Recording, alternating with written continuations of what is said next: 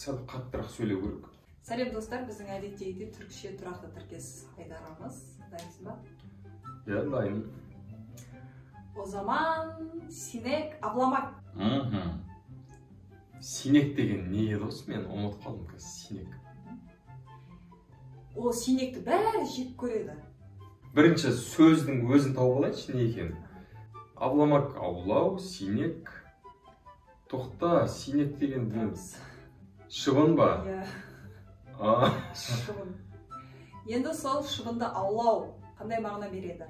Бәле жаладан алыс болу. Жоқ. Жамандықты қуу. Жоқ. Тағы? Тазалыққа келетін сияқты.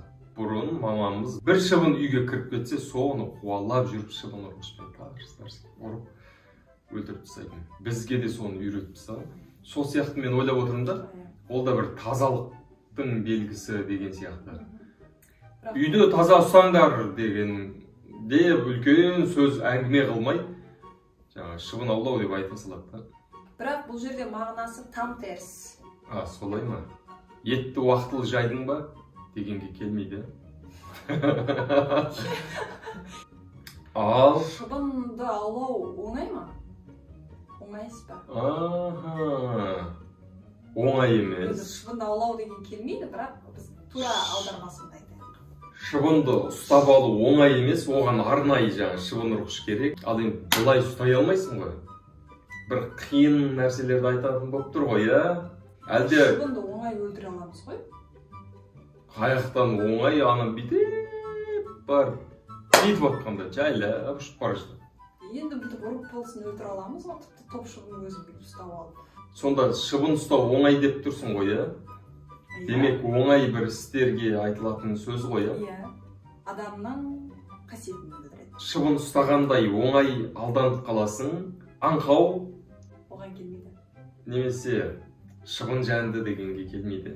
Шыбын жанды. Жоқ па, не ондайсың? Ит жандыны білмеймін, шыбын жанды. Мен ойыма қаяқтан келіп жатыр еді, мен басы Түркияда сондай сөз естім ба деп қоясың.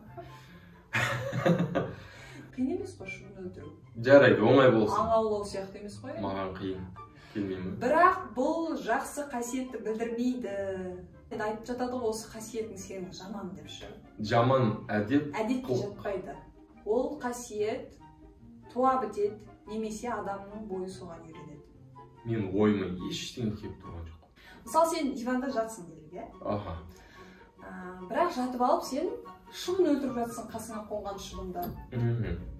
Демек жалқаулық. Дәл өзі! Баракалла. Яғни жалқау, енжар адамдарды жаңағы синек авламақ деп айтады. Не қылып жатсың, синек авлап жатсың ба? Деген секілді. Түріктер балдарын ұрсуы мүмкін. Болды, түсіндім. Рахмет. Синек авламайық, еңбек етейік. Бектөбе береке. Бай болайық, білімді болайық. Комментарий жазу керек екен, лайкты басу керек екен, және басқа достарыңызға тарату керек екен. Мен айтпайық, біз айтпайық, білесіздер. Түркше тұрақты тіркестерді бірге табайық.